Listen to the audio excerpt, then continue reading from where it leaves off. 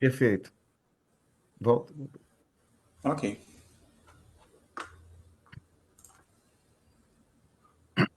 Listo, profesor. Estamos al Ok. aire. Muitas graças, James. Today, I'm pleasure to introduce the Professor. Hoje eu tenho o prazer de apresentar o professor Marcelo Azevedo Neves, do Departamento de Física da Universidade Federal Rural do Rio de Janeiro. Marcelo é especialista em física aplicada, na parte de supercondutividade, sobretudo, cabos supercondutores. Hoje ele vai falar para nós sobre Multiphysics Modeling and Simulation in High-C Technology for Power System. Marcelo, você tem 40 a 45 minutos e logo após a sua apresentação, os panelistas e a audiência que estão assistindo pela rede internacional de computadores farão algumas perguntas a vocês, por limitação de tempo. O Marcelo hoje está em Pernambuco e o voo dele voltando para o Rio logo após a apresentação. Então, por limitação de tempo, nós vamos limitar também as perguntas. Então, Marcelo, sua vez. Bom, muito obrigado a todas e todos pela oportunidade de apresentar o trabalho, né, que estamos desenvolvendo lá na Universidade Federal Rural do Rio de Janeiro. Então, as minhas transparências estão em inglês, caso haja alguma dificuldade. Eu acho que a grafia em inglês, né, pode ajudar a esclarecer algumas dúvidas durante a apresentação. E depois, né, quando termos as perguntas, eu acho que eu espero poder elucidar os questionamentos que apareçam, ok? Então, queria agradecer a oportunidade, agradecer ao chairman aí, o professor Isaías, e vamos lá, vamos começar essa nossa discussão aqui. Então, eu vou apresentar hoje a importância e como a gente utilizou a modelagem na multifísica e simulação computacional em projetos que nós desenvolvemos para tecnologia de supercondutores de alta temperatura em sistemas elétricos de potência. Tá? Como nenhum homem é uma ilha, então, apesar de eu estar apresentando aqui, esse trabalho veio de uma série de colaborações, né? Que eu realizei com o professor Xavier Granados, o professor Edson de Pinho, né? O professor Xavier Granados é do ICMAD CSIC, né? Em Barcelona, Catalunha. O professor Edson de Pinho foi professor lá na Universidade Federal Rural do Rio de Janeiro. O professor Agnaldo Pereira, que está atualmente na AMAN, professor Giancarlo Cordeiro, que está na UERJ, a professora Renata Pereira, que está na UERJ também. E as linhas gerais da minha apresentação são essas aqui. Ó. Primeiro eu vou mostrar que é uma coisa que não está muito bem conhecida ainda na nossa área, é que já existem equipamentos supercondutores aplicados e funcionando em sistemas elétricos. Tá? Então, é importante nós, como pesquisadores na área, termos, né, essa clareza de que existe, de fato, um impacto econômico na pesquisa que a gente realiza, que é a supercondutividade. E aí nós vamos apresentar algumas contribuições, né, de pesquisa que nós realizamos, justamente com essa ideia de mostrar que, fazendo uma harmonia entre problemas físico-matemáticos, tanto de ordem clássica como da supercondutividade, nós podemos fazer previsões importantes para o desenvolvimento dessas tecnologias. No caso, eu vou focar apenas nos sistemas de energia. E, ao final, tem aqui algumas conclusões. Então, muito rapidamente, né, vou mostrar os equipamentos supercondutores, né, que estão em instalações reais, né, e em uso no mundo. A gente precisa entender, quando a gente fala nisso, nós estamos restringindo as duas famílias, né, talvez mais conhecidas de sistemas supercondutores de alta TC, que é a família do bismuto e a família do Ibaco. E a gente está falando de uma aplicação em que eles estão dentro de estruturas que nós chamamos de fitas de primeira e segunda geração, tá? 1G tapes e 2G tapes. Né? As fitas de primeira geração são, em geral, mono ou multifilamentares de bisco, enquanto as de segunda geração é uma estrutura multicamadas, né, que tem 1 micrômetro lá de YBCO. Né? E existe alguns marcos importantes dessa tecnologia. Nos anos 50, a Union Carbide já tinha um protótipo laboratorial de cabo supercondutor de nióbio, né, em escala laboratorial. nos anos 60, né? A BICC tinha já em Londres também um protótipo de cabo de nióbio, né? Obviamente refrigerados a hélio líquido, também em escala laboratorial, mas com o surgimento da supercondutividade de alta temperatura, tivemos dois marcos importantes, que foi um relatório, um painel desenvolvido pelo World Technology Evaluation Center, pelo governo norte-americano, que era Power Applications of Superconductivity in Japan and Germany. Isso serviu para nortear o Departamento de Energia dos Estados Unidos, bem como a National Science Foundation, a desenvolver um programa para o desenvolvimento da supercondutividade aplicada nos Estados Unidos. E um dos mais importantes documentos, e é importante a gente frisar aqui, foi esse que está ao lado, que é o Basic Research Needs for Superconductivity, né? Porque sem um desenvolvimento científico claro na compreensão e em todos os desdobramentos de conhecimento que vem da supercondutividade básica, não tem como a gente desenvolver propriamente a tecnologia, tá?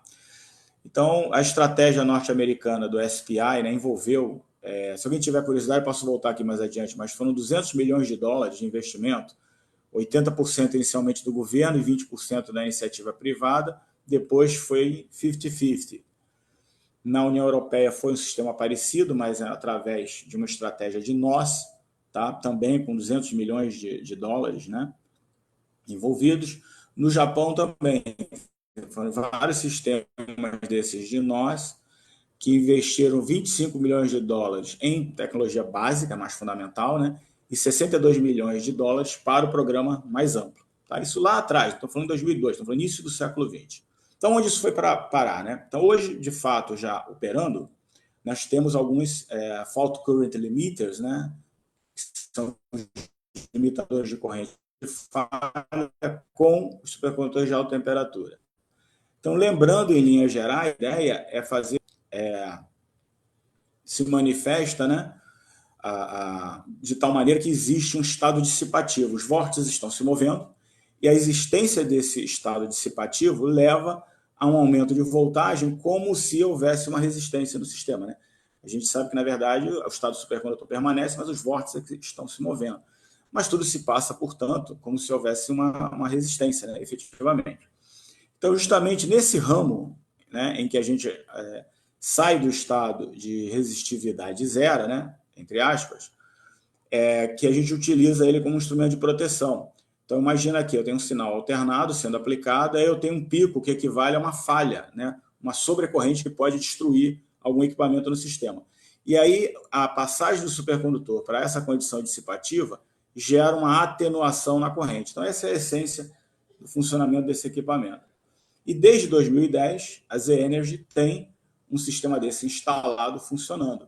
Esse daí, ele induz a transição para a condição dissipativa pelo campo crítico. A gente tem um sistema de transformadores em que um ramo é o supercondutor, o outro está ligado à rede. Quando a corrente atinge um nível perigoso, ela, na verdade, induz um campo crítico do outro lado, e aí o sistema entra em estado dissipativo e atenua a corrente. Tá?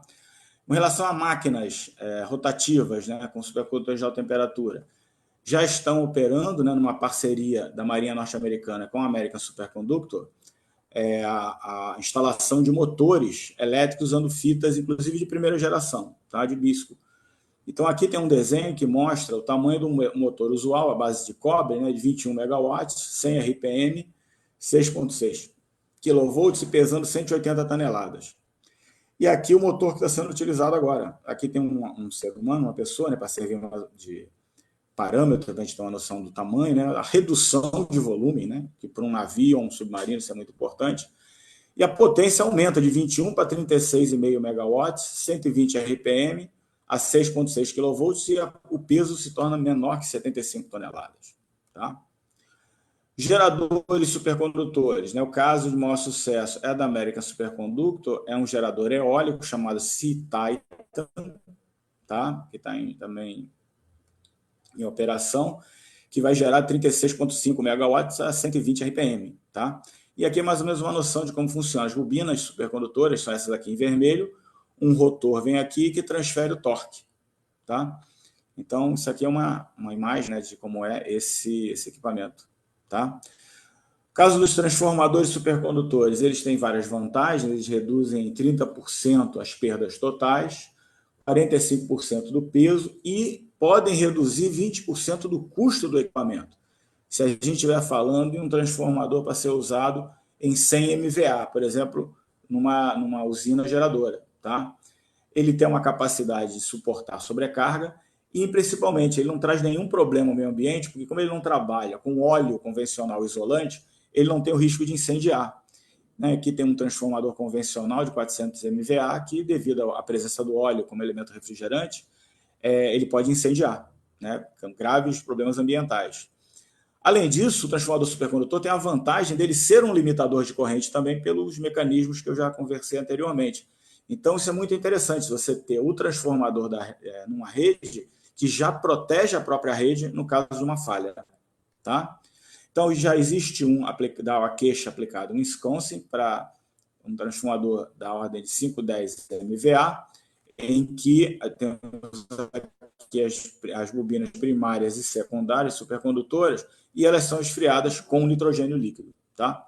E aqui tem mais ou menos o tamanho dele, né? E aqui tem um containerzinho aqui de nitrogênio líquido, né? Um dealer de nitrogênio líquido, para a gente ter uma noção aqui de tamanho.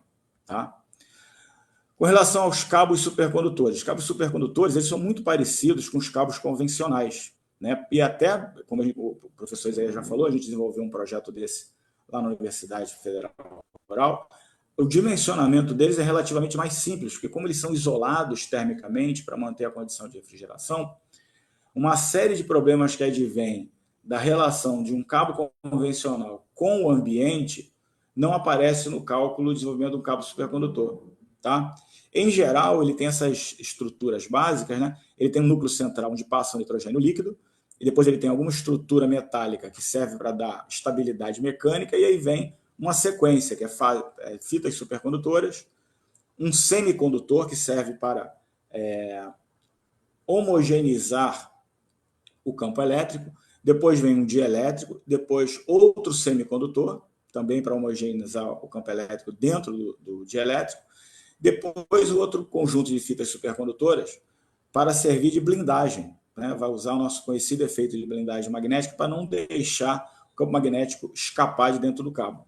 E aí pode ou não ter outras fitas de cobre estabilizadoras, e aí você tem um nitrogênio líquido voltando. Né? Normalmente você emite por um lado e recupera pelo outro o nitrogênio, um circuito fechado. Tá? E qual é a vantagem? Um único cabo supercondutor, por exemplo, pode substituir 9 conjuntos de cabos trifásicos. Um único cabo supercondutor pode substituir 3 linhas de transmissão em paralelo, tá? De 5 gigawatts e 76 kV. Então, a gente está falando de uma tecnologia extremamente relevante para o meio ambiente, né? E economicamente também, porque significa uma ocupação menor de terra. Tá? E todos os cabos supercondutores eles seguem 3 topologias, são conhecidas desde os anos 70. Aqui eu peguei lá de um artigo do Meyerhoff, de 1971. Então, eu tenho 3 possibilidades. Eu tenho as 3 fases supercondutoras, cada uma com seu criostato, fases elétricas, né, supercondutoras, cada uma com seu criostato, as 3 fases em um mesmo criostato, e as 3 fases concêntricas. A diferença das topologias, em geral, é a tensão que me interessa. Até 13,8 kV, normalmente, que é a nossa distribuição urbana, né? Eu posso usar as 3 fases elétricas concêntricas. Até 69 kV, eu posso colocar as 3 fases dentro de um mesmo criostato. Mas se eu quero ir além de 69 kV, na prática é como se eu tivesse 3 fases, cada um com seu próprio criostato. Então, isso como é uma ideia já dos anos 60, isso aí não tem patente, qualquer um pode usar essas topologias. Tá? E o que a gente tem operando no mundo hoje? Curiosamente, é justamente um em cada topologia. Nós temos em Columbus um cabo da Altera, que está operando a 13,2 kV, né, 3 kA, ele tem 200 metros, e ele é do tipo coaxial, né, as 3 fases estão em torno do mesmo núcleo. Tem o LIPA, o projeto LIPA em Long Island, né, um projeto da Nexans, que já é para 138 kV, consequentemente, nota que são 3 cabos. É muito interessante, pelo Google Maps, né, Google Earth, se você der um zoom, você vê essa instalação e os cabos entrando. Né? Esse daqui está em operação, né, em Columbus desde 2006, o LIPA desde 2008, E desde 2011, em Gochang, né, na Coreia do Sul, tem um outro cabo supercondutor, desculpe, em que eu tenho as três fases no mesmo criostato. Tá? Um outro projeto já em operação é um projeto chamado Ampacity, né, na Alemanha, na região de Ruhr, em Essen, que também é um projeto coaxial desenvolvido pela Nexans, que além do cabo supercondutor, ele também tem limitadores de corrente nos dois extremos, tá? Que vai da subestação Hércules até a subestação Delbrück, tá? E está em operação desde 10 de março de 2014. Então, a gente está falando de tecnologias que estão de 10 a já 20 anos operando, né? E só para a gente ter noção, o projeto mais avançado que está em desenvolvimento hoje é esse projeto da Furukawa, que é de um cabo supercondutor para 275 kV, 1,5 gigavolt-ampere. É como se um único cabo inteiro transmitisse toda a potência da usina hidrelétrica de Itaipu, ali na tríplice fronteira Brasil, Argentina e Paraguai. Então, agora, entendendo, né, que a gente está falando de algo que não é ficção científica, né, são tecnologias que estão já com seu lugar no mercado, vou apresentar as contribuições que nós fizemos lá no nosso laboratório a essa área, com enfoque principalmente na simulação computacional. Então, o nosso laboratório nós chamamos ele de LMDS, Laboratório de Materiais e Dispositivos com Supercondutores, né? Em inglês, Laboratory for Materials and Devices with Superconductors. Nós estamos no Departamento de Física do Instituto de Ciências Exatas da Universidade Federal Rural do Rio de Janeiro. Para quem não conhece, uma rápida apresentação, né? Que estamos aqui no planeta Terra, no Brasil. Aí temos ali o Rio de Janeiro, né? Nós temos aqui a cidade do Rio de Janeiro, né? Aqui a cidade seropédica, que é onde fica a nossa universidade. Para ter mais ou menos uma noção, é mais ou menos 1h15, 1h30 de carro do centro do Rio de Janeiro. Tá? Esse é o campus da nossa universidade. Tá? Essa é uma vista aérea do campus dela em Seropédica, existem outros dois.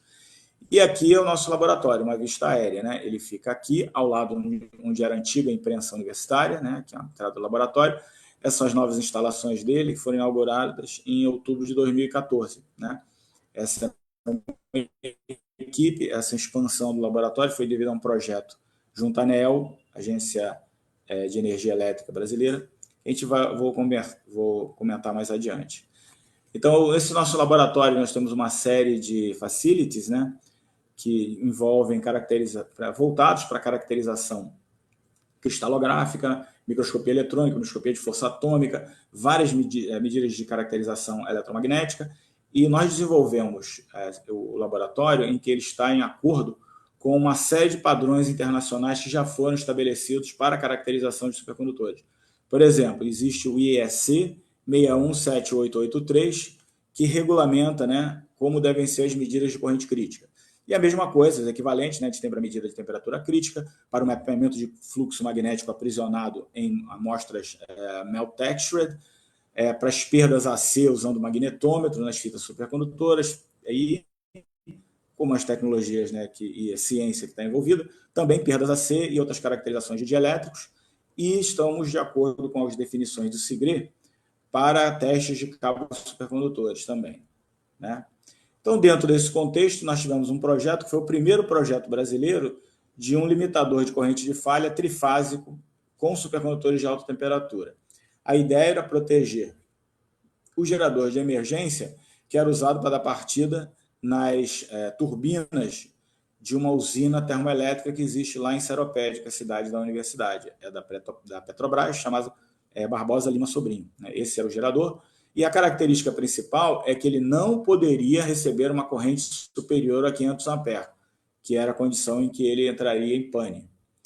Então, nossa proposta foi desenvolver um supercondutor, um limitador de corrente supercondutor híbrido, que a gente chama, porque ele tem um ramo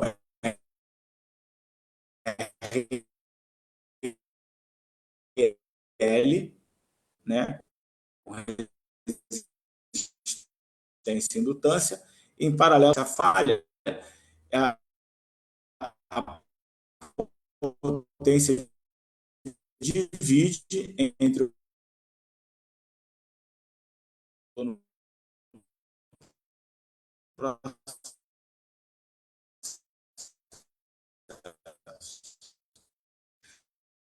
Para isso, a gente desenvolveu um aditivo novo, que é a supercondutora. A gente já publicou, né, um trabalho. A gente, a parte interna dela é um bloco cilíndrico em que a gente tem uma haste de cobre que vem até o centro dele. A distribuição de corrente, a nossa ideia é que fosse radial, coletada na borda e vai para uma outra haste.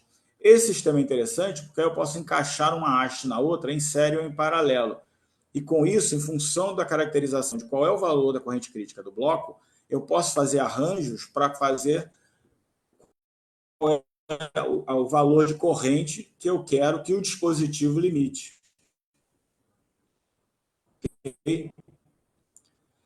E aí, nesse sentido, a simulação porque servia para a gente os materiais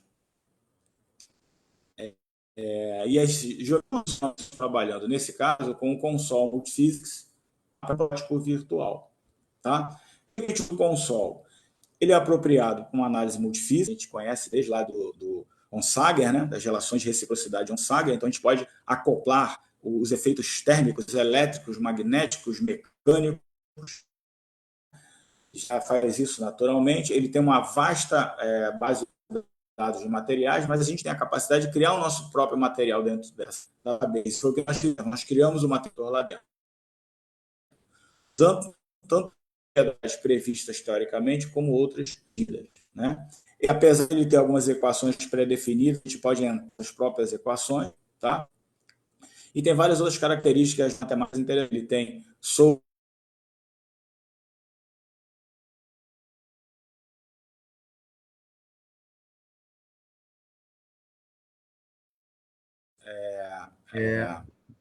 Oi? Oi, Marcelo. Sim. Caiu um pouquinho a tua conexão, está um pouquinho ruim, está fazendo Oi. assim, falhando, tá? Mas vamos tentar, que agora restabeleceu. Ok. Eu não Adelante. vi. Go Ok. ahead. Eu posso tentar entrar aqui por um roteador Agora Wi-Fi. tá legal, Então, entendeu? vamos lá. Mas Então, vamos em frente. vamos lá. Então, muito bem. Então, a equação fundamental que a gente vai seguir é a de modelagem magnética, né? Em que um elemento que vai dar conta dos efeitos elétricos é uma resistividade que a gente coloca através da curva de corrente crítica, né? A curva de índice N, né? De expoente N, em que a gente isola e cria um modelo para resistividade. Esse N é medido experimentalmente, no nosso caso ficava em torno de 24, é um sistema fortemente não linear, né? E aí, colocando as equações, né, dentro do sistema, veja que ele conseguiu prever essas linhas em vermelho são o fluxo de corrente. Então, a gente conseguiu mostrar que o que nós desejávamos realmente aconteceria nas dimensões que nós tínhamos planejado. A corrente vem pelo centro, vai se distribuir radialmente, não tem possibilidade para a tensão utilizada de formar um arco voltaico por fora. Então, o projeto foi todo validado, né, tanto elétrica como termicamente, através do console. Com isso, a gente partiu para a construção, né? A gente desenvolveu lá a técnica de produção das amostras texturizadas, fizemos um sistema de teste, né? E montamos e funcionou, né? Por isso que a gente diz que é o primeiro projeto brasileiro de um SFCL trifásico de alta TC, tá? Com apoio do CEPEL, a gente fez a medida aqui o que acontece numa falha. Então a gente gera uma falha de 535 amperes. Vocês lembrem? Eram 500 amperes o limite, né? Então está bem acima, né, do limite que o equipamento suportaria, e a gente conseguiu reduzir, fazendo esse arranjo, né, das unidades supercondutoras para 200 amperes. Então estamos falando de 62% de atenuação. Tá? Outro projeto importante que a simulação foi utilizada foi do projeto de um cabo supercondutor. Também foi o primeiro projeto brasileiro de um cabo de potência supercondutor com supercondutores de alta temperatura. A origem dele foi uma chamada pública da ANEEL, né? Foi uma concorrência, né, que a gente enfrentou, né, nacional, e ganhamos, né, para desenvolver essa tecnologia.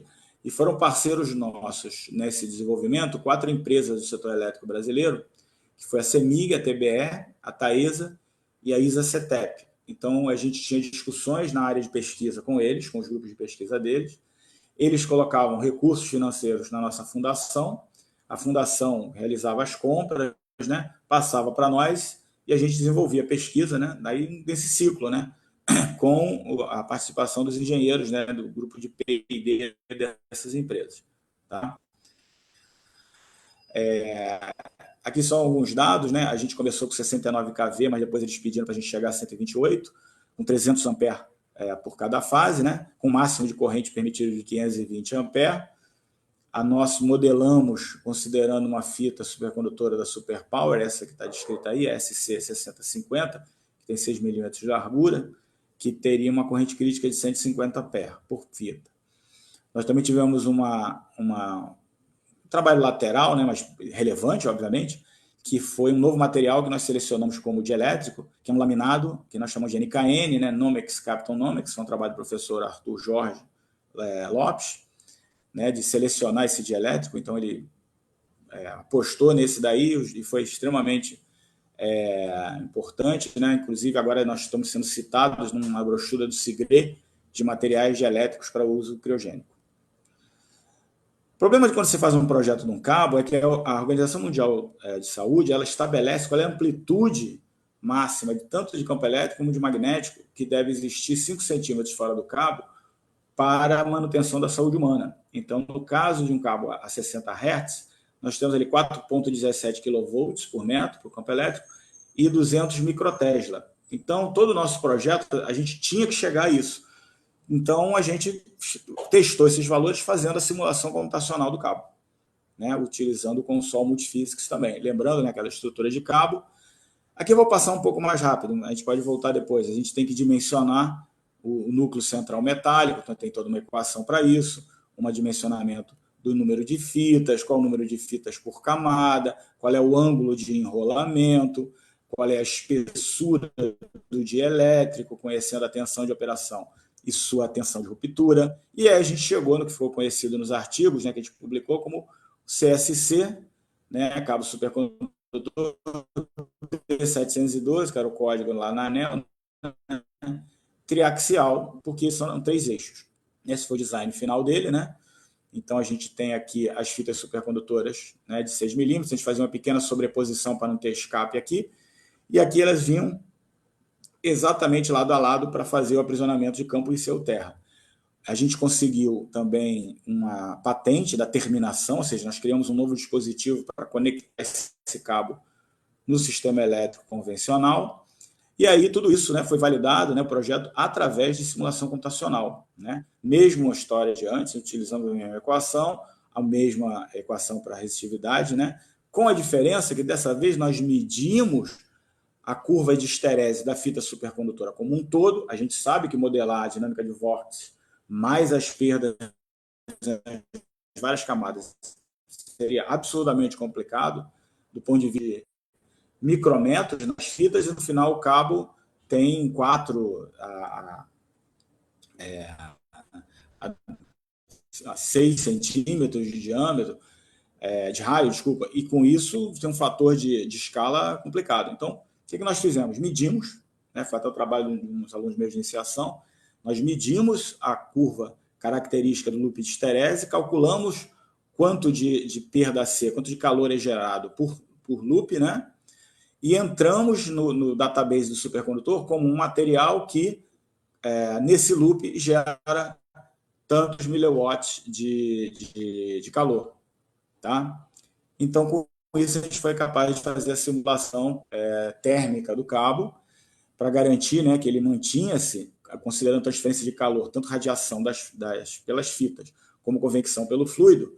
A gente conseguiu manter os 77 Kelvin, que eram planejados, né? Então, a gente mostrou que o cabo ficaria estável usando a geometria e o tipo de materiais que a gente selecionou. E aí, a parte eletromagnética, como eu falei, era muito importante para a gente ver a questão de saúde, né, que é exigida por uma tecnologia como essa. Então, a gente utilizou o método de elementos finitos, a gente, né, pegamos a supercondutividade e acoplamos com a solução utilizando equações de Maxwell convencional, e com isso a gente pode medir a distribuição de campo elétrico, essa central aqui, e a distribuição de campo magnético. Com isso, a gente tem dentro dos valores, né, na verdade, abaixo dos valores, né, que a Organização Mundial de Saúde preconizava. Tá? Só para não deixar sem informar, né, a gente também desenvolveu uma máquina utilizando um torno, né, a LED Machine, na nossa oficina, né, nosso workshop, para poder fazer o enrolamento do cabo supercondutor. E a gente, então, conseguiu aqui produzir essa pequena unidade. Notem aqui que as fitas conseguem ir bem coladas, né, na parte de blindagem, e aqui as fitas das fases supercondutoras. Tá? Com isso, agora a gente está desenvolvendo já outros projetos. Esses estão em andamento, eles estão ainda na fase de simulação computacional, e são projetos de cabos para alta corrente contínua, tá? Que a gente chama de HCDC. Então, por que HCDC? Porque são cabos de energia que podem aprimorar o uso da geração fotovoltaica. A geração fotovoltaica é em tensão elétrica constante, e também são utilizados para eletromagnetos em reatores de fusão nuclear. Tá? Então, um exemplo, né, se eu tenho uma fazenda de geração fotovoltaica, digamos que eu esteja lidando com painéis que têm 20% de eficiência, se eu faço uma transmissão em DC, que é uma condição que nós sabemos, a flutuação de vórtices vai ser muito pequena, né, praticamente desprezível, então eu tenho 0% de perda. Então, mesmo que eu reduza a minha eficiência, eu tenho nenhuma perda. Além disso, se eu uso isso na transmissão, eu não preciso de violência, que é para converter o sinal de DC para AC, nem preciso da subestação inteira. Além do que, se a gente esfria um cabo desses, a gente pode utilizar a energia também, né, o sistema de refrigeração, para esfriar os painéis e aumentar ainda a eficiência deles além dos 20%. Então, por isso que a gente está considerando o estudo, por enquanto, teórico, né, do desenvolvimento desses cabos. O Brasil, né, que é onde nós, né, estamos, nossa equipe, né, está trabalhando, é um país em que essa questão do aproveitamento da energia fotovoltaica precisa ser aprimorado, né, apesar de toda a capacidade que a gente só tem 2% da nossa matriz energética como sendo fotovoltaica. Novamente, a gente tem o mesmo tipo de problema, né? A Organização Mundial da Saúde estabelece, né, para a transmissão DC também a 5 centímetros, valores limites para campo elétricos e magnéticos. Então, a gente realizou, né, conforme as equações que eu mostrei antes, todo o dimensionamento do Former, do volume de nitrogênio líquido. Nesse caso, a gente foi trabalhar com um sistema paralelo de fitas, tá? Problema de enrolar para diminuir impedância, nada disso. Né? Então, a gente tem um sistema interno com fitas de 4 e 6 milímetros e a blindagem com a de 6 milímetros, que a gente viu que funcionava muito bem. Né? Fizemos isolamento também do isolante do semicondutor, da região para o isolamento do criostato, né? do revestimento termorretrátil que a gente coloca por fora, há uma área razoável fora do cabo para poder fazer o zero, né, o infinito, e poder realizar as contas pelo método de elementos finitos. Né? Então, novamente, a gente usa o mesmo modelo, que já mostrou que funcionava com sucesso antes, e aí conseguimos prever, né, a distribuição de campo magnético no cabo. Note que fica preso, realmente as fitas externas, né, atenuam, né, imensamente o campo magnético. Tá? Aqui é um exemplo de como fica o campo magnético dentro de uma fita de 6 milímetros, que está lá no topo. Tá? Aqui a de 4 milímetros, que está na base. Tá? O campo elétrico fica restrito também à região do dielétrico, que isso é uma coisa que a maioria das pessoas não sabe, esses tipos de cabos. Existem cabos convencionais que são assim também, né? Só que o refrigerante deles é óleo. A energia toda é despachada dentro do dielétrico. Né? Esses cabos que são cabos blindados, né, que tem o aterramento externo, toda a energia é transportada dentro do dielétrico. Né? E aqui na análise do perfil do campo elétrico, a gente vai conseguir mostrar a importância da simulação computacional. O que nós percebemos? Né? Essa aqui é a região, à esquerda, onde está a camada de condução, e aqui à direita a camada de blindagem. O que nós percebemos é que existem gaps na distribuição de campo elétrico, tá? Que é justamente onde está a camada semicondutora. Então, através da simulação computacional, a gente já viu que o semicondutor que a gente estava usando, que era o mesmo que a gente usou na condição para C, para DC, ele não é o mais adequado. Tá? Ok? Outra coisa também que a gente estudou, obviamente, do ponto de vista teórico, seria utilizar hidrogênio líquido como líquido refrigerante. Então, a gente foi numa condição extrema, que era aplicar hidrogênio em forma líquida, tá, como elemento refrigerador. Por quê? Porque com isso a gente pode calcular também a potência que é transferida quimicamente. Né? Se você queima o hidrogênio na saída, você tem uma quantidade de energia também. Né? Então, a ver a densidade de energia do hidrogênio, né, 120 megajoules por quilograma, com a densidade dele, né, 70,8 quilogramas por metro quadrado. Né? Essas aqui são as equações, né, de fluxo convencionais. Novamente usamos o consol. Tá? Aqui é só para ter uma noção de como é que a gente acopla, né, transferência de calor por radiação, condução e convecção no fluido. A gente consegue colocar todos os fenômenos simultaneamente. Né? Em cada fronteira a gente coloca os resultados. Deixa eu adiantar um pouco aqui. E aí fizemos, né, os cálculos. A gente viu que era necessário um fluxo de 10 metros por segundo, tá? de hidrogênio líquido. Claro que isso é uma situação extrema. Né? Então, a partir daí, a gente tem que ver que teria que trabalhar com vapor de hidrogênio, né? E aí para tornar viável a utilização do hidrogênio como elemento refrigerante. Então, esse é um outro exemplo de como a gente pode usar a simulação computacional para evitar tempo construindo protótipos desnecessários. Né? Teria que construir um protótipo para fazer o teste. A própria simulação computacional já dá as análises Marcelo, para a gente. Tá? Oi? Marcelo, você tem mais 10 minutos. Sim? Você tem mais 10 minutos. Tá bom. Estamos terminando já aqui. 10 minutos. O trabalho que nós fizemos foi o de, em colaboração com o ICMAB, desenvolvimento de estudo, né, de efeitos eletromagnéticos em fitas supercondutoras para reatores de fusão. Faz parte do projeto Aerofusion, né, foi uma colaboração nossa. E aí nós estudos de simulação computacional, de tração dos cabos, né, para justamente o campo toroidal que aprisiona o plasma dentro do reator de fusão, né, com essas informações importantes. Esse é um resultado do ICMAB. Onde a gente tem a maior deformação é onde a gente tem a maior degradação da corrente crítica e vice-versa. Isso aqui é um estudo feito em fitas supercondutoras. Então tem toda a modelagem, né? A gente abordou no console, forçou o do movimento, determinou as forças internas, né? E aí eu gostaria de ver se eu consigo trocar rapidamente aqui o meu display. Não sei se vocês estão conseguindo ver a nova, Nós estamos o conseguindo novo ver sim, Marcelo. slide. Ok. Então deixa eu só porque ele é interessante. Uhum. Estão vendo? Então isso daqui, né, não é só uma animação, isso é física. A gente fez um pack de Marcelo, nós fitas não estamos vendo supercondutoras a entrar animação. em tensão. Marcelo, não está Oi, aparecendo a não está simulação. vendo? Não, Tá, deixa eu ver a janela aqui. Então, peraí. Deve ser essa aqui agora. Estão vendo agora? Peraí, não. Tiene que deixa eu ver. compartir computadora entera. Ah, entendo. Botar entire screen. Isso. Ok.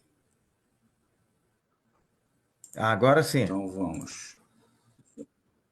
Vamos ver aqui. Estão vendo? Perfeito, Conseguem perfeito. ver? Então, isso daí o que a gente está vendo é a torção do supercondutor, num pack de fitas, e esse mapa de cores falsas é da tensão de von Mises, ela mede a densidade de energia mecânica que está acumulada ali dentro. Tá? E aqui, depois da gente ter feito a torção, o enrolamento para produzir a bobina, tá? Que é o critério. Tá? Estão conseguindo ver essa animação? Sim, Marcelo, estamos sim. Ok. Muito bem. Então, agora voltando aqui para encerrar. Então, com isso, a gente conseguiu medir quais são, né, as deformações, né, tanto na componente XZ como XY, e a gente viu que o problema estava justamente aqui na XZ, tá vendo? Em XY, ou seja, o que é muito bom no plano da fita supercondutora, o efeito de tração ele é homogêneo, mas na parte radial, quando você enrola a bobina, não. Ok? Então, isso levou, aí eu não posso entrar em detalhes, porque é patente, né? Eu assinei um termo de confidencialidade, mas a gente apresentou dentro desse grupo, né, esse resultado de simulação para validação e foi indicado como deveria ser a máquina que vai fazer essas fitas para o reator de fusão, né, essas bobinas para o reator de fusão. A gente tem um outro resultado interessante, que é utilizando o modelo de BIM, a gente faz uma simulação computacional da interação entre eletromagneto e supercondutor, né? E a gente consegue prever corrente crítica. Como? A gente gera várias curvas de magnetização com vários valores de corrente crítica, né? E coloca num sistema de elementos finitos e mede a força de levitação. Aquela que melhor cobrir os resultados experimentais é a corrente crítica que a gente está procurando, tá? A gente testou com dados desse artigo aqui do Teshima, né? Funcionou bem. E aí depois a gente aplicou num conjunto de 6 amostras Meltextured, né? Book, que tinham curvas de mapeamento de campo similares, né? Tinham curvas de força similares e deu certinho. Todas elas eram devidamente descritas com o mesmo valor de corrente crítica. Então, a gente já tem uma metodologia para determinar corrente crítica não destrutiva, tá? Nossos estudos anualmente são usar métodos de volumes finitos, tá? Para pesquisa, né? A gente está usando o OpenFOA, então isso está em desenvolvimento agora, é uma outra metodologia. E estamos desenvolvendo também um equipamento que é uma ultracentrífuga, usando a ideia de levitação, usando o console. E estamos terminando uma colaboração do COST, né? do grupo COST, que é a Cooperação Europeia em Ciência e Tecnologia, que era justamente a importância da nossa área para acelerar a transição energética, tá? Então é muito importante a gente ter isso, né? Que tudo que a gente está fazendo é muito importante economicamente e também para a qualidade de vida no mundo, tá? Então, como conclusões, né, mostrar que, em primeiro lugar, né, materiais supercondutores já estão em uso em equipamentos e sistemas de energia no mundo, tá? Nós conseguimos, através da simulação computacional, aprimorar e desenvolver tanto o primeiro limitador de corrente trifásico supercondutor de alta TC no Brasil, como o primeiro cabo também, AC, por simulação, o primeiro cabo também de HCDC, né? Em colaboração com o ICMAB, nós validamos as características que uma máquina de rolamento deveria ter para produzir fitas supercondutoras para o reator de fusão europeu. A simulação computacional, por exemplo, nos mostra que a gente precisa aprimorar o material semicondutor para essa tecnologia de cabos HCDC. A gente tem agora também necessidade de fazer algumas caracterizações estruturais mecânicas, eu vou fazer isso em colaboração com o professor Francisco Laudares, que está atuando agora conosco lá na área de caracterização mecânica. Introduzir deformações plásticas nas simulações, construir um modelo eletromecânico de fita supercondutora para colocá-lo também nas simulações, né? Usar aqueles dados de tensão para ver os efeitos deles na corrente crítica. E a conclusão, né, principal, né, é o quanto essa pesquisa básica é necessária para a gente aumentar nosso conhecimento na supercondutividade de alta temperatura, mas também para aprimorar nossa capacidade de usá-las em sistemas elétricos, tá? Então, muito obrigado pela atenção de vocês. Eu espero ter trazido algumas informações assim interessantes para a gente discutir, né? Abrir a nossa compreensão de como a nossa área é muito né? E que ela pode, através da simulação computacional, né, harmonizar a nossa física clássica com esses resultados, né, mecano-quânticos que a gente estuda em supercondutividade. Então, muito obrigado a todos. Muito obrigado, Marcelo. Obrigado pelo seu excelente seminário. Em nome da Rede Latimaf, eu quero te agradecer. Thank you very much, Marcelo. Thank you very much. On behalf of Latimaf Network, I would like to thank you again. Now, I will pass to question section. And so, Stuart, are you here? Stuart, you can ask, of course, in English, and Marcelo can answer. Thank you. Thank you. Thank you. Thank you, Marcelo, for your very interesting talk. A lot of information. I have a few technical questions. Yeah. In the transmission, do you have to worry about the capacitive component? The The capacity. transmission You see. Okay. This is very interesting because we do not have now a reliable electrical model for the superconducting cable in transmission. You see, usually we use the pi model, but we have some, because you see, we don't have resistance. So we control the flow of power by control of the relative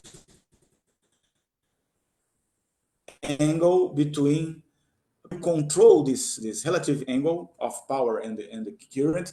You can control the dispatch of power. So we do not have now, until now, a very reliable electrical model for the superconducting cable.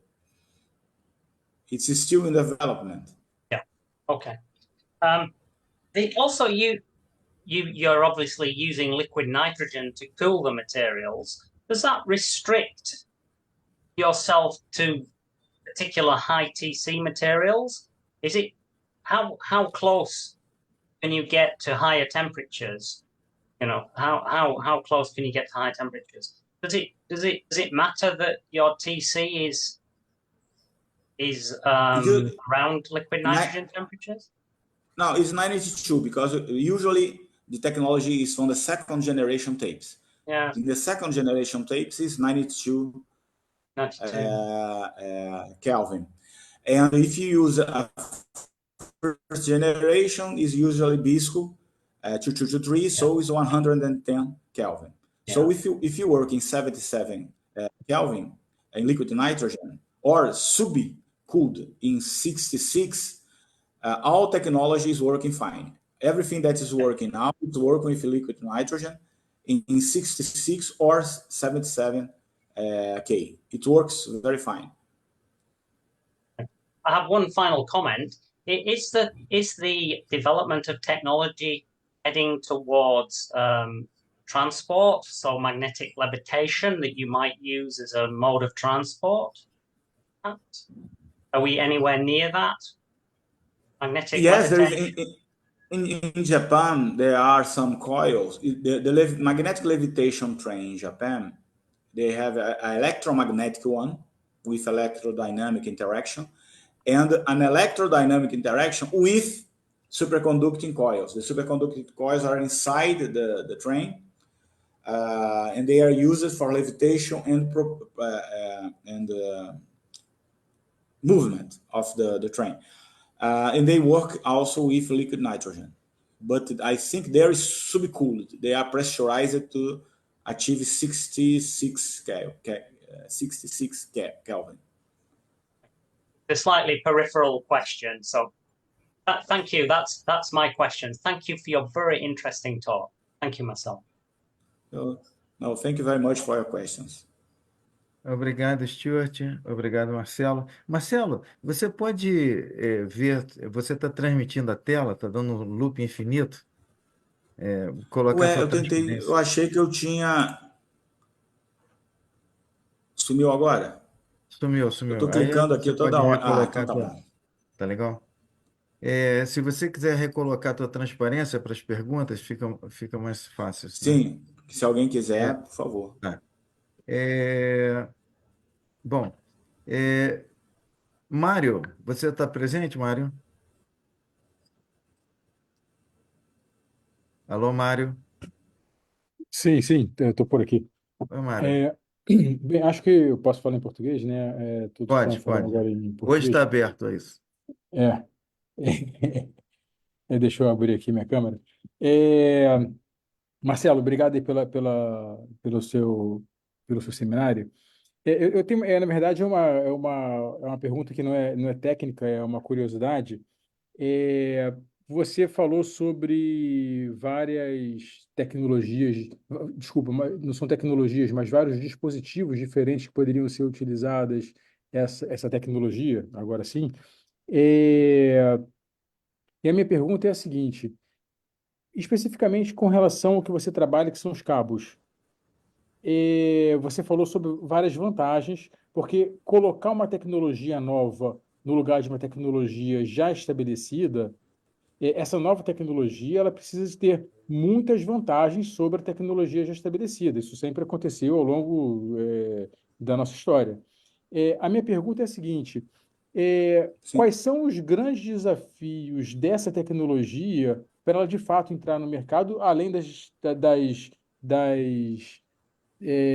dos problemas óbvios, como, por exemplo, baixa temperatura e outros mais óbvios? Quais são os desafios que a comunidade científica precisa de vencer para, de fato, conseguir colocar essa tecnologia, ser competitiva?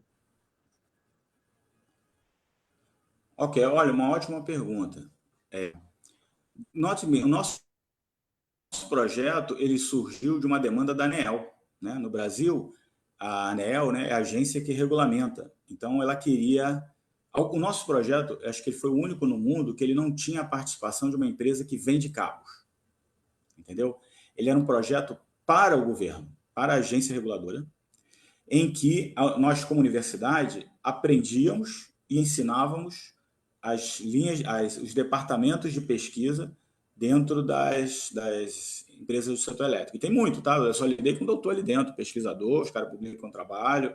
Não é não é uma visão assim, anos 70 do que acontece dentro de uma empresa de setor elétrico. Os caras têm pesquisa de ponto, artigo publicado, etc. Então, a gente apresentou isso para a ANEEL. O Brasil ele tem algumas coisas eu posso revelar. O Brasil ele tem alguns problemas em relação à transmissão porque as distâncias são muito longas, tá? Mas uma certeza que já se tem é a tecnologia dos cabos coaxiais para a distribuição, tá? Por causa da questão da interação radiação com o meio ambiente, radiação eletromagnética com o meio ambiente, que os cabos supercondutores resolvem esse problema, tá? Com relação ao caráter conservador do setor elétrico, o problema que eles mais encontram é a questão do custo de refrigeração. Eles não conseguem entender ainda que os japoneses já resolveram isso. Já existe cryocooler. Eu não preciso mais fazer com nitrogênio líquido. Já existe cryocooler que opera em quilômetros, porque você só tem que esfriar a fita. Se você esfria só as fitas, tá? Aí você tem que ter a engenharia de como conectar ali. Você já tem criocoolers, né, criorefrigeradores, em circuito fechado, que não precisa do nitrogênio líquido mais. Tá? Então, o problema principal hoje é a disseminação dentro da cultura do setor elétrico, da viabilidade da tecnologia. E isso quem vai fazer no Brasil é a ANEEL. Tanto que quando eu já apresentei isso em congressos fora, como a Applied Superconductivity Conference, todo mundo comentava que talvez o país que tivesse mais condições de implantar uma tecnologia supercondutora fosse o Brasil, porque quem teve a informação sobre a tecnologia é a agência reguladora. Quem fomenta a entrada de novas tecnologias como fotovoltaica ou a eólica é a própria ANEEL. Então, isso vai acontecer dentro de uma certa estratégia, tá?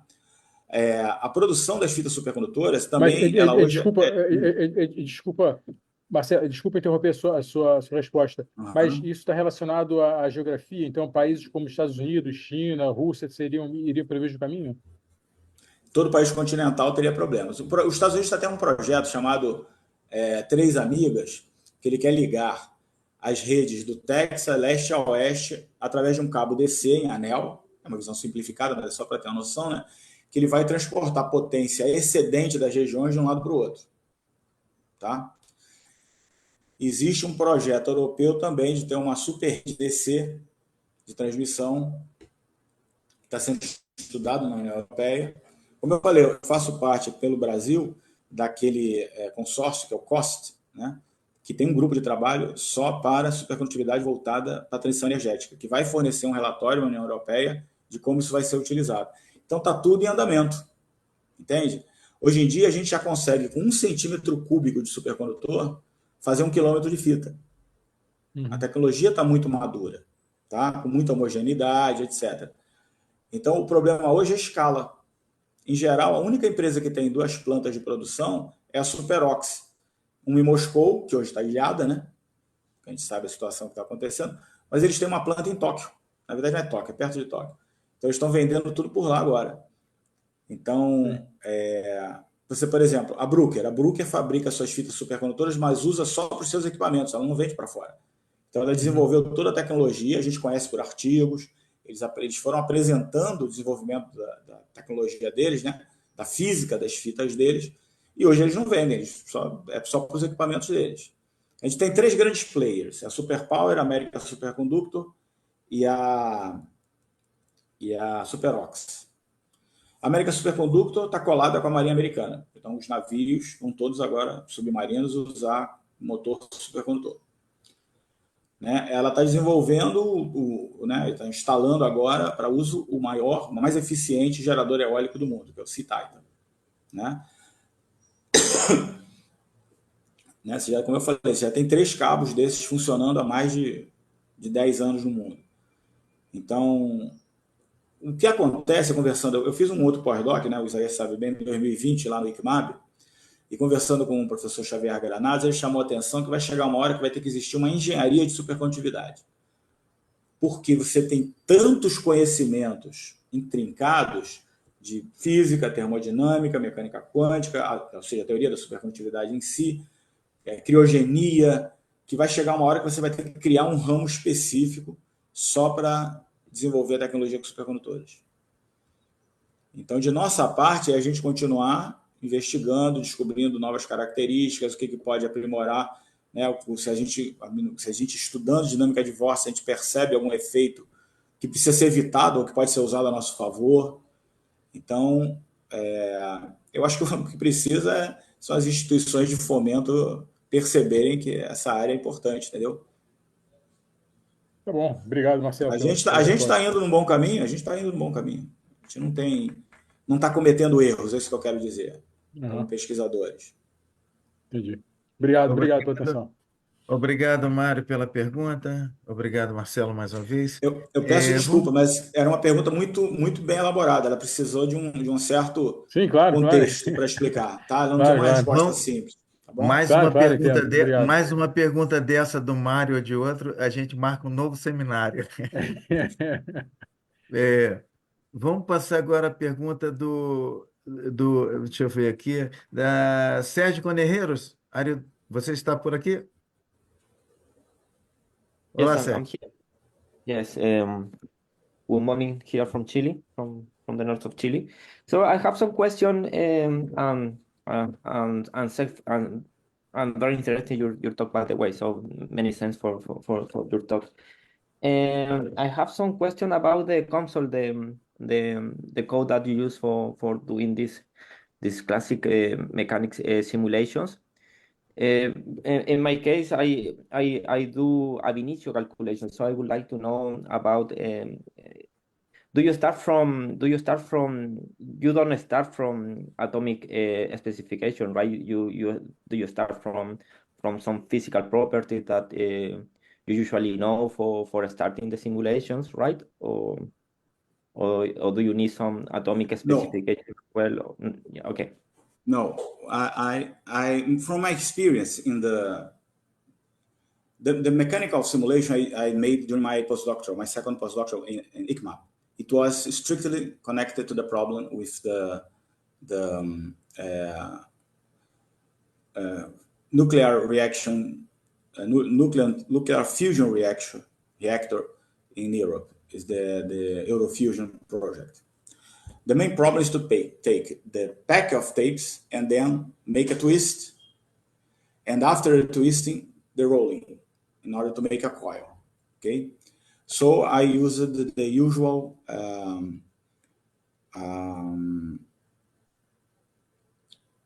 materials mechanics theory.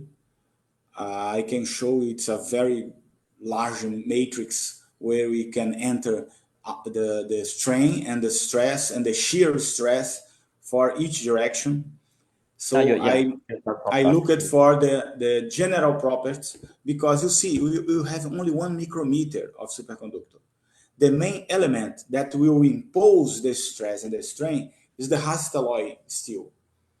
Okay. So I consider the movement of the Hastelloy steel, and in the second phase, that's what I'm developing now, I will transfer that stress and the strain to the superconducting tape, superconducting film in the tape, because Consol can work what they now call inner dimensions.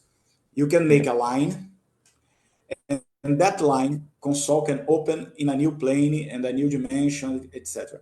So I intend to solve the problem with the Hastelloy tape, to calculate the special distribution of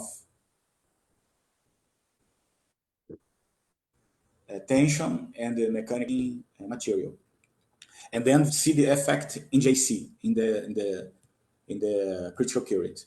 But now it's in development now. So I suppose do you have some library models in Consol that you can use for doing this? So I mean the algorithm, do you have them, or do you develop your own algorithm for running these simulations? I use it. What's the solver? Because I need, what I saw is that I needed to change the solver. Okay. But I can send to you because it's not in this computer. This computer is that I use in my. Yes, I have is another one, but now another I'm skipping question. because Sorry, Consol has three solvers. It's the last one used that was able to.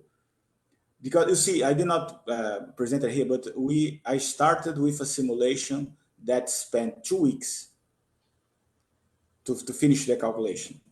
When I changed it, I studied the solver, and then I choose another one and started to change the parameters, and I accompany not that beautiful image of colors, but the convergence, and to see in what point the convergence failed.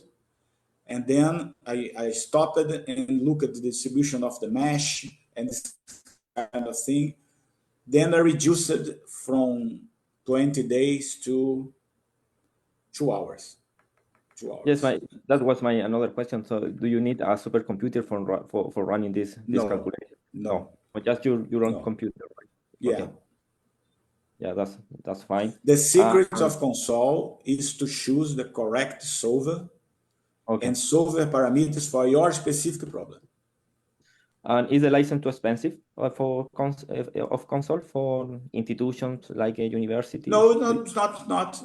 In Brazil, it's something like for one researcher, you see, because we have 2 kinds of license. We have from Consol 3.5 that I can spend with students, but for Consol 4.5, 4.5 or 4.7, it was 20,000 reais, something like this. It's something like, I don't know, $5,000. Okay. For one researcher. You see, then you can buy the modules specific that you want, and usually it's $1,000, $1,200, $1,300. Okay. For module, some modules do not work fine. It's much better you enter with the differential equations. You make the physics. You see, you can put the 4 Maxwell equations. You do not need you can, this is the for the field for A, B, and you can solve everything. You don't. So if you have your set of equations, you can, because it's very easy to the soul of the problem is choose the right solver and solver parameters. Okay. That took a lot of time. It's the most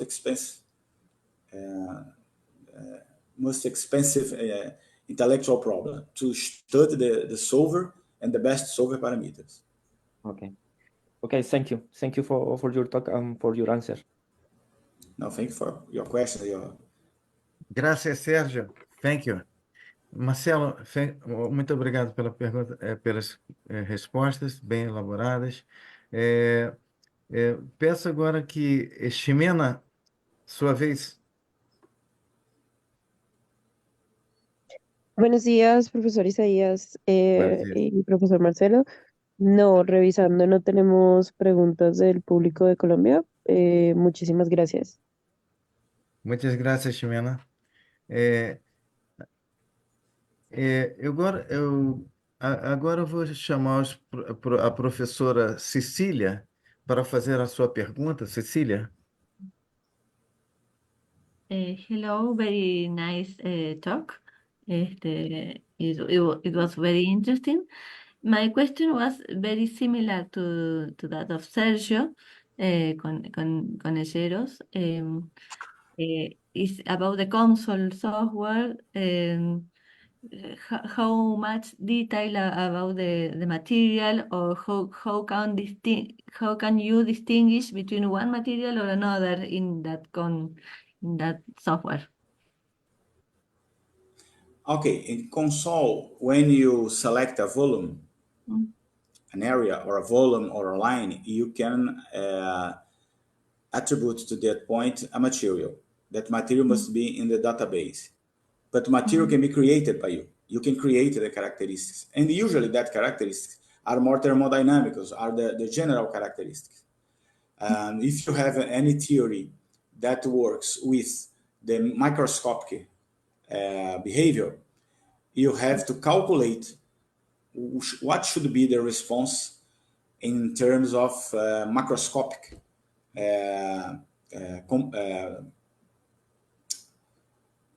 quantities, macroscopic quantities. For example, resistivity, shear modulus, Young modulus, conductivity, magnetic permeability. And then you can also make an input of experimental data. You can enter point to point.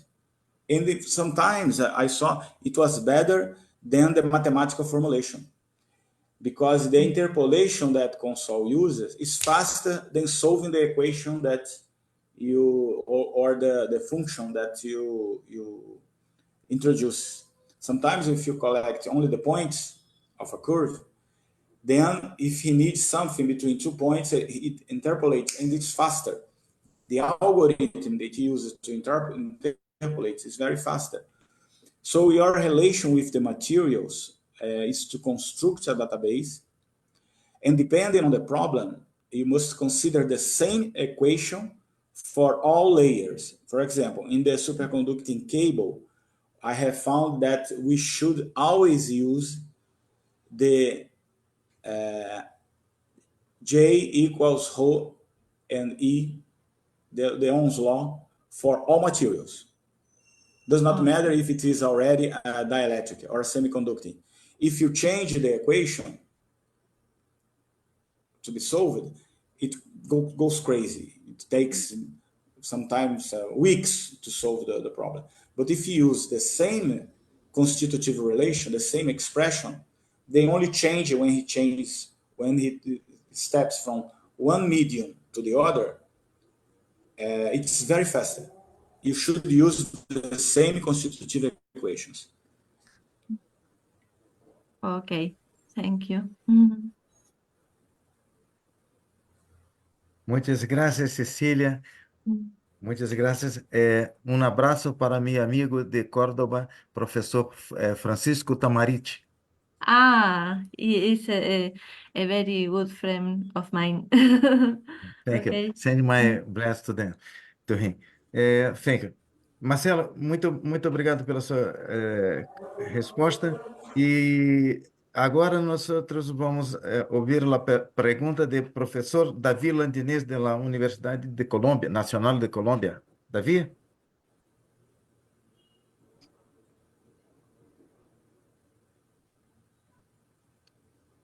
Oi, tudo bem? Tudo bem? Olá. Obrigado. Eu vou tentar falar portunhol aqui.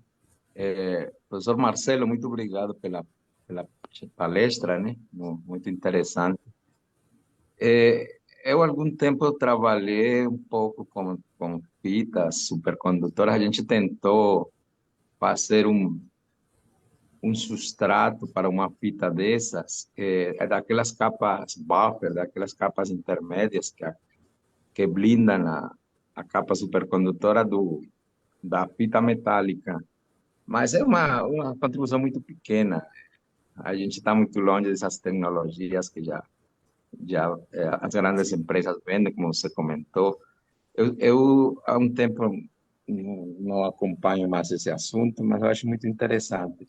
E a minha pergunta tem a ver com isso, porque estas tecnologias já estão sendo aplicadas, como você mostrou, você está comprando fitas já comerciais, e eu queria saber como é que está essa pesquisa básica hoje em dia, porque eu me lembro que trabalhava muito melhorando o pinning, né? Botando nanopartículas, nanoestrutura, fazendo na matriz dos supercondutores pequenos defeitos para aumentar as correntes críticas.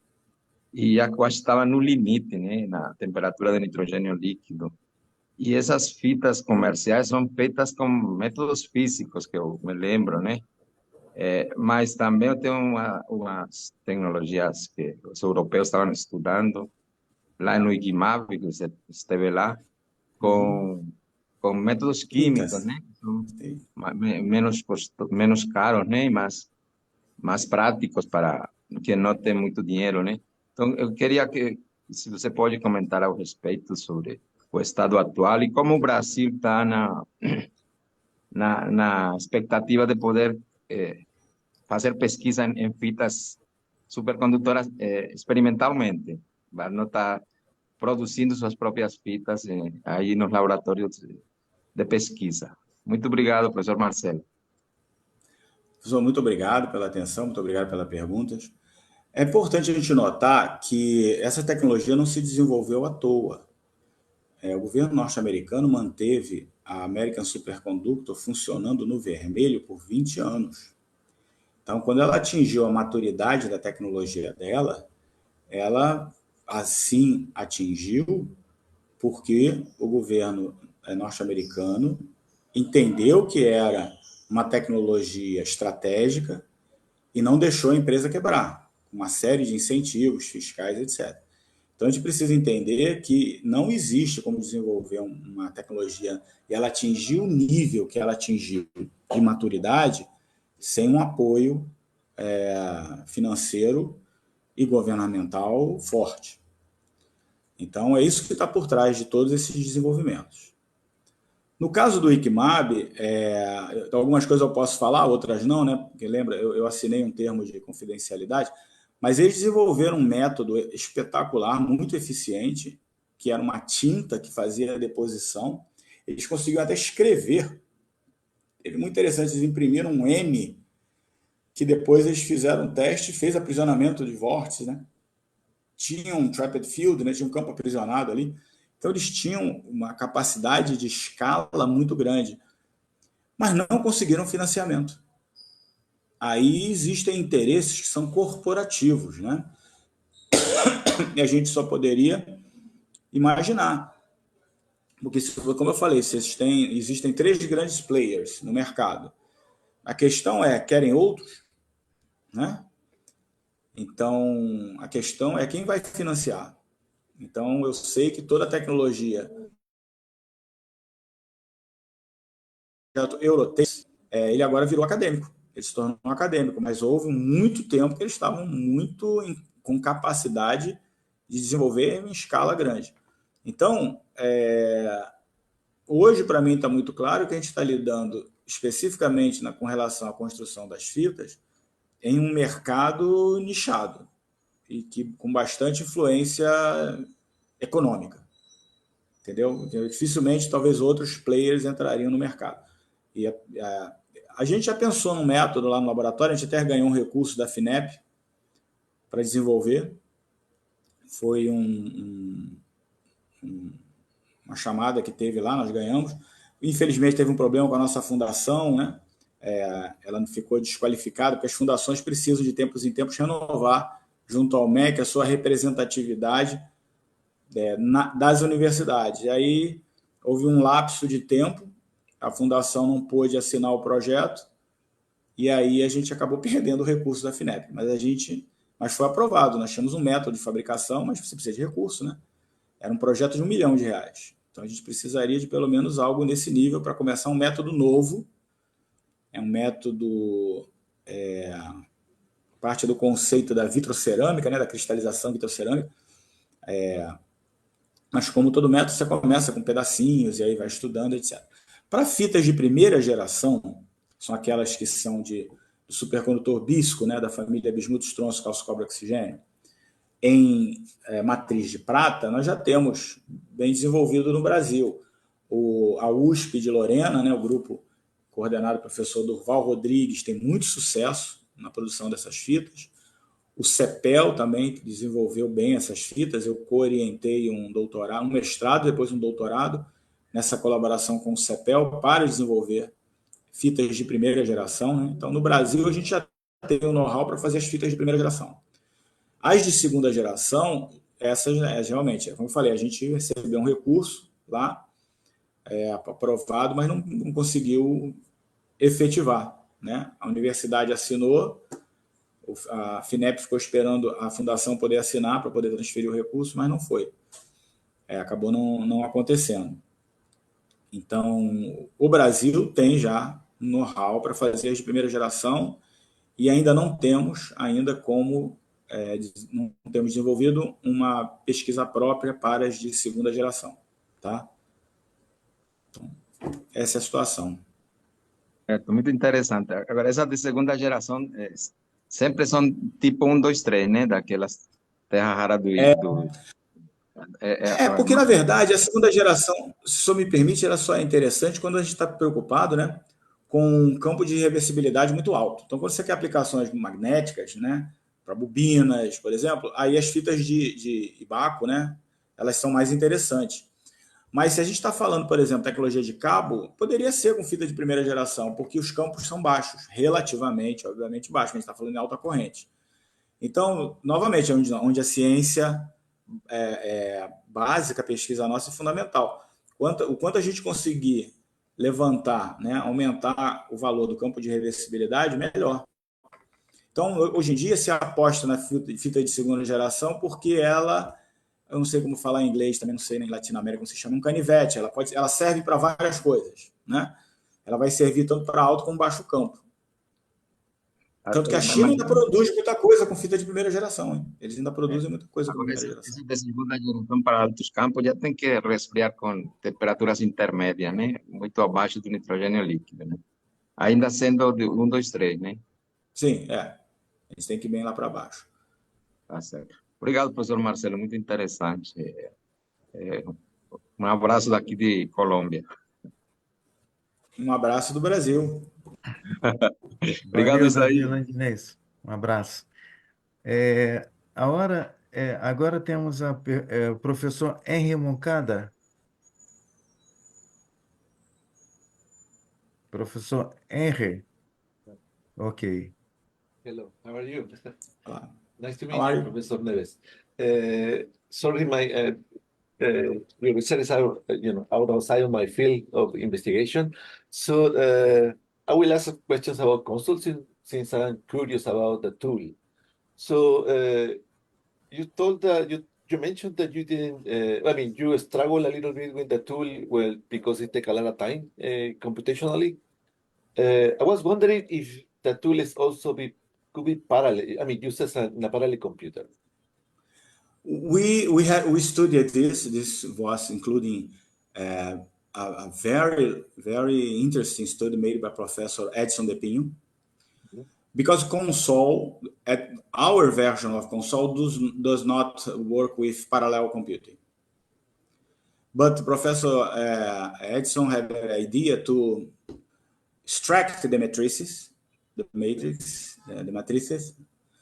and then made our calculation in Java. And then to spread with GPGU, using a very powerful graphical Yeah, he And probably used then, CUDA for that part. yeah, this kind of thing. Yes, exactly. But we do not have any advance until now in that area. But we started work. What we do know now is that we have to extract the matrix, and then in another, maybe in MATLAB, I don't know if MATLAB, you need another platform that work with parallelism and then send the calculations. Yeah. You can mount all the problem in console, and the exact moment to solve the equations, you have to export, and then in another platform make the calculations. In console, it's not possible. I don't know if console 6, it's the new one, they have parallel computing. But until the 5.7 that I worked, they did not have parallel computing. Yeah, I understand that. Yeah, also MATLAB doesn't have a good tool for parallel computing. So yeah, I mean, it makes sense what you say, because I mean, you can extract the matrix and next basically write a program in MPI or CUDA, depends on the type of solution you're looking for the speed. Basically make a parallel and solve it in parallel computing. Basically, that's what I do. So I got it. Thank you for that, and very nice presentation, by the way. Out of a field again, but it was very educational for me. Okay, thank you. Thank you very much, Henry, for your question. Marcelo, em nome da Rede Latimaf, mais uma vez quero te agradecer. Deixa eu perguntar ao Luiz aqui, o nosso comandante, se ele quer falar alguma coisa. Luiz? Marcelo, muito obrigado por su brillante palestra. Y você queda convidado para participar los siguientes sábados, si você quiser, para las siguientes palestras que también son muy interesantes, que van a venir. Você puede entrar y hacer preguntas, participar, etc. Muito obrigado, Marcelo. No sé si você quiere despedirse del público latinoamericano que ha seguido a transmisión. Pues muchas gracias a todos. Estoy muy feliz de aquí estar, porque esta integración en Latinoamérica es muy importante para todos nuestros. Perfecto. Entonces abrimos todas nuestras cámaras, por favor, y micrófonos para despedir a Marcelo y decir hasta luego, ¿no? Micrófonos también para decir hasta luego. Gracias, muchas gracias por esta oportunidad. Tchau, tchau. Tchau, Marcelo. Bye. Nos vemos semana que vem. Muito obrigado, Isaías, pela oportunidade, tá? Parabéns pela forma como você tem conduzido esses encontros, tá bom? Muito obrigado. Puede Chao. cortar transmisión, Ximena. Bueno, hasta luego a todos.